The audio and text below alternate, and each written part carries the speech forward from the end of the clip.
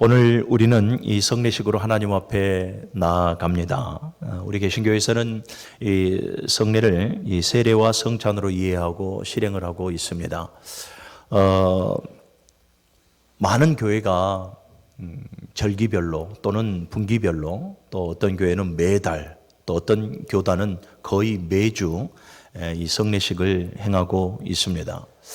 그래서일까요? 여러 가지 우려의 목소리가 들립니다. 어떤 목소리가 들리냐면 이 성례식이 하나의 형식으로, 그냥 허례의식으로 드려지지는 않는가 하는 이러한 우려의 목소리가 교계에서도 또 신학교 안에서도 다양하게 우리에게 들려오고 있습니다. 그래서 오늘 우리가 성례식을 또 거행하기 전에, 또 하나님의 말씀을 듣기 전에 성례식에 대해서 좀 간단 요약하게 좀 정리를 해 드리려고 합니다.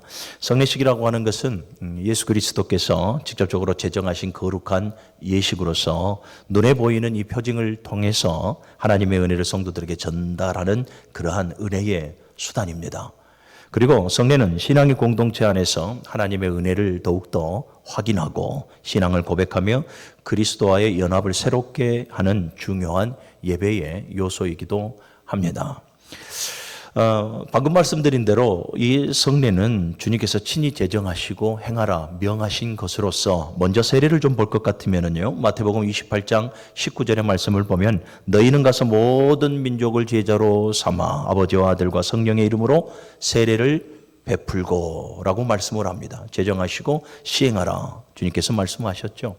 세례의 의미를 여러분들에게 좀 정리를 해드릴까 합니다. 세례의 의미는 가장 첫 번째는 죄 씻음입니다. 죄 사함의 의미를 가지고 있어요. 사도행전 22장 16절의 말씀을 보면 일어나 주의 이름을 부르고 세례를 받고 내 죄를 씻으라 라고 말씀을 하고 있습니다. 그래서 이 세례는 죄 사함과 죄 씻음의 의미를 가지고 있다라는 것입니다.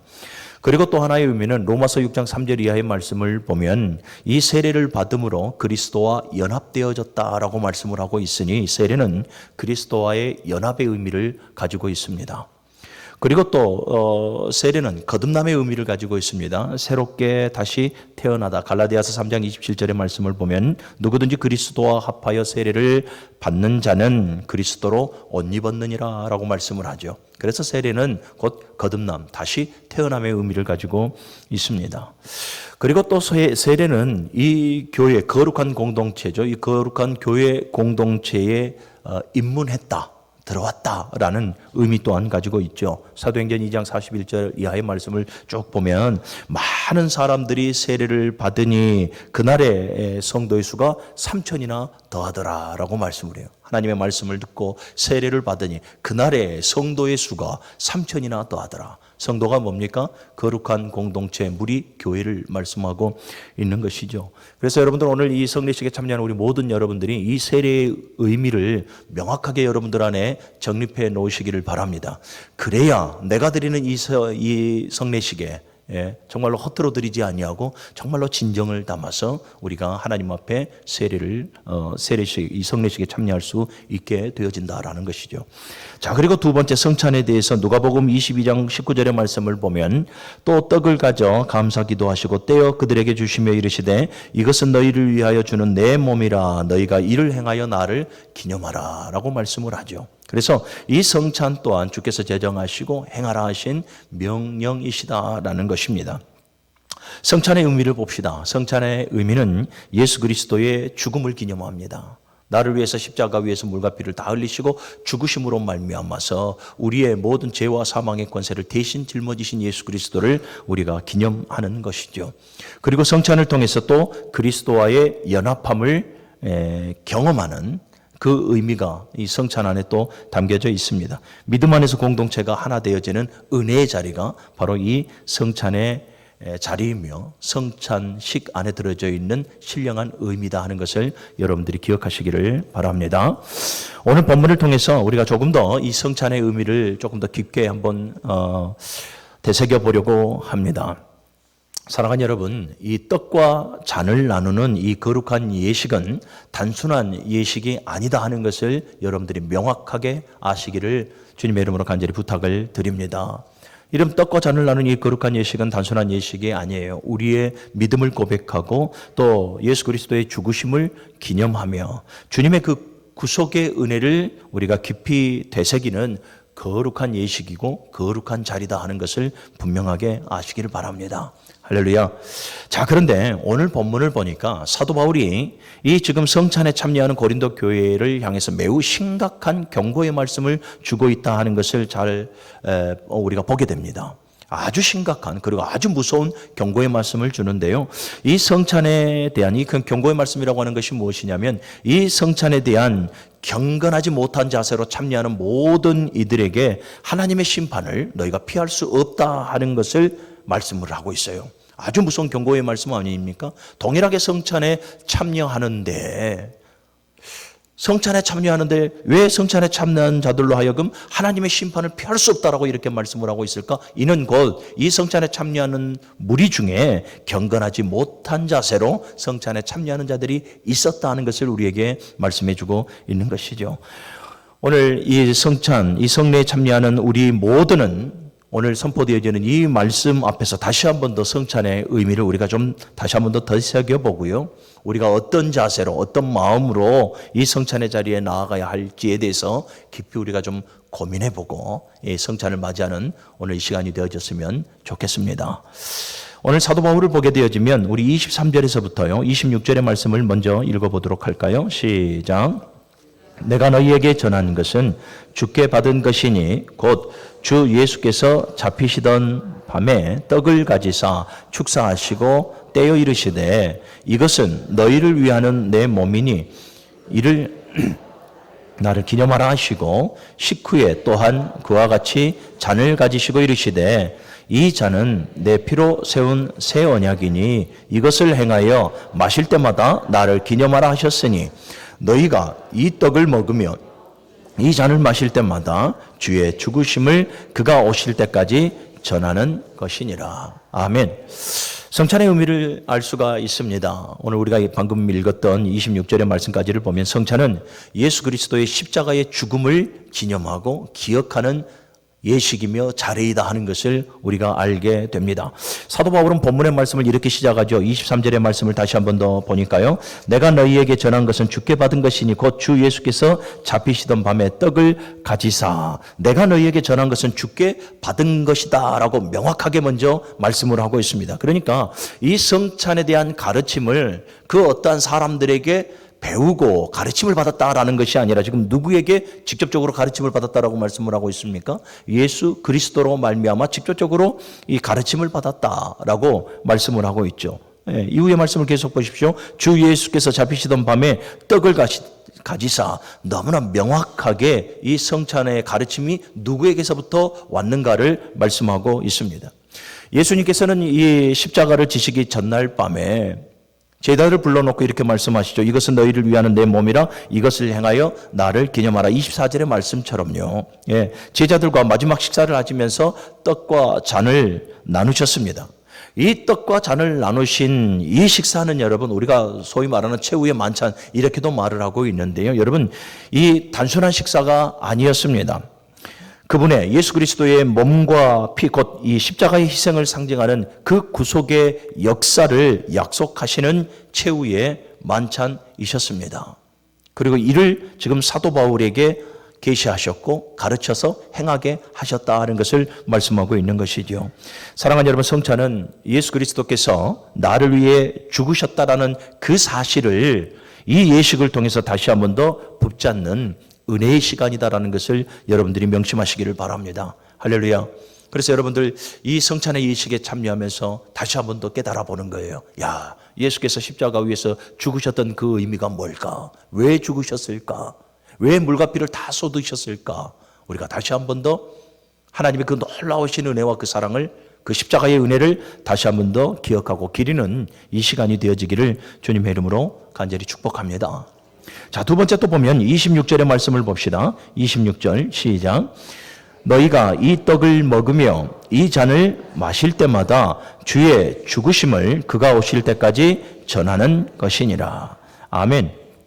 여러분, 성찬은 예수 그리스도께서 십자가 위에서 우리를 죽으심을 기억하고 기념하는 예식이죠. 동시에 여러분 과거로 끝나버리는 것이 아니라 주의 재림을 기다리는 신앙의 자리이기도 합니다. 할렐루야. 다시 26절의 말씀 또 볼까요? 다시 보니 너희가 이 떡을 먹으며 이 잔을 마실 때마다 주의 죽으심을 그가 오실 때까지 전하는 것이라 라고 말씀을 하고 있습니다. 그래서 성찬은 여러분 단지 과거에 십자가에 죽으신 예수 그리스도만을 기억하는 자리가 아니라 그리스도께서 다시 오실 때까지 우리는 성찬을 통해서 미래를 바라보고 기대하고 소망하는 자리, 그 자리가 바로 성찬의 자리다 하는 것을 또한 여러분들이 기억하시기를 바랍니다. 할렐루야. 여러분, 예수님은 십자가에서 죽으신 것으로 끝내지 않으셨습니다. 십자가에서 죽으시고 3일 후에 부활하셨습니다. 무덤에 머무르지 아니하시고 예수님께서는 다시 살아나셨고 하늘로 승천하셨고 그리고 하나님의 때에 반드시 이 땅 가운데 다시 재림주로 오시는 분이심을 여러분들이 믿으시기를 바랍니다. 그래서 여러분들 이 성찬이라고 하는 것은 과거로 끝나버리는 것이 아니에요. 과거 예수 그리스도께서 십자가에서 나를 위해 죽으심으로 말미암아 이를 기념하는 것으로 끝내버리는 것이 아니라 성찬은 과거, 오늘 그리고 미래를 연결하는 거룩한 예식이다 하는 것을 여러분들이 또한 기억하시기를 바랍니다. 그래서 오늘 여러분들 이 성찬에 참여할 때에 예수님의 그 죽으심을 기념하고 부활의 생명으로 오늘의 삶을 살아가시고 또 다시 오실 그날을 소망하며 살아갈 수 있는 그러한 결단과 그러한 기대를 가질 수 있는 성찬 예식이 되어지시기를 다시 한번 더 주님의 이름으로 간절히 축복합니다. 그리고 성찬은 여러분 자기 자신을 돌아보는 자리이다 하는 것을 우리는 또한 깨달아야 합니다. 27절에서부터요 29절의 말씀 우리 같이 읽습니다. 시작. 그러므로 누구든지 주의 떡이나 잔을 합당하지 않게 먹고 마시는 자는 주의 몸과 피에 대하여 죄를 짓는 것이니라. 사람이 자기를 살피고 그 후에야 이 떡을 먹고 이 잔을 마실지니 주의 몸을 분별하지 못하고 먹고 마시는 자는 자기의 죄를 먹고 마시는 것이니라. 아멘. 여러분 성찬은 자기 자신의 신앙을 돌아보는 자리이기도 하다라는 것을 또한 기억하시기를 바랍니다. 사도 바울은 이 성찬에 참여하고 있는 이 고린도 교회 성도들에게 매우 무서운 경고를 주지요. 그것이 바로 아까 우리가 읽었던 27절의 말씀이에요. 주의 떡이나 잔을 합당하지 않게 먹고 마시는 자는 주의 몸과 피에 대하여 죄를 짓는 것이니라. 그러니까 성찬에 이 참여하는 자의 자세와 마음을 볼 때에 경건하지 않는 모습으로 이 성찬에 합당하지 않는 모습으로 참여하는 것을 사도 바울은 죄로 보고 있더라라는 거예요. 여러분 매우 무서운 말씀 아닙니까? 지금까지 우리는 여러분 수많은 이 성례식에 참여했고 우리는 수없이 많은 성찬식을 거행해 왔습니다. 그런데 이 사도 바울의 말을 인용해서 우리가 볼 것 같으면 우리가 지금까지 드려왔던 이 성찬식이 하나님 앞에 온전히 기쁨으로 드려지는 성찬식이고 우리가 기념할 만한 그 어떠한 감격에 신령한 예식이 아니라 우리가 하나님 앞에 죄를 범하며 나아갈 수 있는 예식이 되어질 수도 있었다라는 것을 우리에게 지금 말씀하고 있는 거예요. 여러분 성찬에 참여하는 저와 여러분들의 마음가짐이나 성찬 이 예식에 참여하는 저와 여러분들의 여러분 모습은 준비되어져 있어야 합니다. 준비되어져 있어야 하고 오로지 하나님께서 나에게 베풀어 주신 은혜를 여러분 다시 한번 더 상기해야 하고 무엇보다도 우리 자신을 좀 돌아봐야 합니다. 정말로 이 성찬 예식에 참여할 수 있는 준비되어져 있는 나인가를 돌아볼 수 있는 성도가 되어져야 해요. 30절의 말씀을 읽어볼까요? 30절의 말씀입니다. 시작. 그러므로 너희 중에 약한 자와 병든 자가 많고 잠자는 자도 적지 아니하니. 여러분 이거는 성찬에 이 합당하게 참여하지 않는 자들의 결과에 대해서 지금 말씀을 하고 있는 것이거든요. 너희 가운데 약한 자, 병든 자, 심지어 죽은 자, 잠자는 자들이 있지 아니하냐 라고 말씀을 해요. 이것은 성찬에 합당한 마음으로 합당한 자세로 참여하지 않는 자들에 대한 결과에 대해서 지금 말씀하고 있거든요. 그러면서 28절의 말씀을 다시 한 번 더 상기해 주는 거예요. 이렇게 경고하는 거죠. 사람이 자기를 살피고 그 후에야 이 떡을 먹고 이 잔을 마실지니. 아멘. 사랑하는 여러분, 성찬은 그래서 내 자신을 돌아보는 거예요. 내 신앙의 모습을 돌아보면서 하나님 앞에서 한번 고백해 보는 거죠. 여러분, 오늘 이 성찬에 참여하는 우리들의 모습을 한번 돌아보시고 하나님 앞에서 내 자신을 한번 좀 바로 볼 수 있는 지혜가 있기를 바랍니다. 정말로 내가 지금 하나님 앞에 마음의 중심을 다해서 내가 이 자리에 나와 있는가? 오늘 거룩하고 복된 이날 말고요, 월요일부터 토요일까지 우리는 계속해서 거룩한 주일만 기억하고 있는데 하나님은 여러분 거룩한 주일이 아니라 지난 6일의 삶을 더욱더 기억하고 계시다라는 것을 여러분들이 명심하시기를 바랍니다. 그래서 하나님 앞에서 또 한번 돌아보는 거예요. 내가 정말 지난 6일의 삶에 신앙의 생활을 이루며 살아왔는가? 내 믿음과 내 삶이 일치했는가? 내 신앙과 하나님께서 원하시는 나의 신앙의 삶이 일치하며 살아왔는가? 내가 말씀보다 성령보다 기도보다 앞서가지는 않았는가? 한번 돌아보는 거예요. 내 신앙의 모습이 그냥 이 허식적인 그런 외형적인 겉모습만 치장하는 신앙인은 아니었는가? 돌아보는 거예요. 내가 한 주간 오로지 하나님의 은혜만을 사모하고 은혜만을 의지해 왔는가? 그리고 핏값 주고 세우신 주님의 몸된 이 교회를 내가 정말로 사랑했는가? 이 교회를 하나됨으로 위하여 내가 정말로 헌신하고 수고했는가? 더 나아가서 내가 오늘 이 성찬의 자리에까지 오기까지 정말 하나님 앞에 회개하지 못한 남아있는 죄는 있지 않는가? 우리는 우리의 신앙의 모든 모습들을 한번 되돌아봐야 한다라는 것이죠.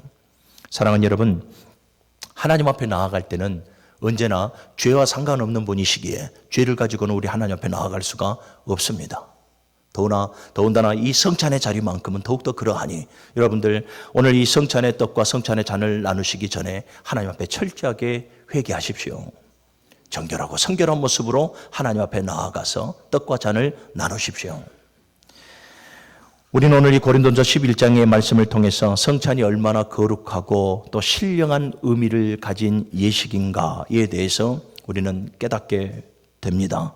성찬은 단순한 예식이 아닙니다. 예수 그리스도의 십자가의 그 죽음을 기억하고 예수 그리스도의 부활을 기억하고 다시 오실 예수 그리스도를 기대하고 소망하는 자리가 바로 이 성찬의 자리입니다. 그리고 다시 한 번 더 내 자신을 돌아볼 수 있는 그런 계기가 되어지는 자리가 바로 이 성찬의 자리입니다. 철저하게 회개하고 겸손한 모습으로 오늘 이 자리에 나아오시기를 주님의 이름으로 간절히 부탁을 드립니다. 그럴 때 우리는 성찬을 통해서 주의 임재를 경험할 것이고 그럴 때 우리는 성찬을 통해서 주님께서 주시는 새 힘을 얻게 될 것이고 주의 사랑을 더욱더 깊게 깨달아가게 될 것입니다. 오늘 이 성찬의 자리가 여러분들에게 또 한 번의 축복의 자리가 되기를 주님의 이름으로 간절히 축원합니다.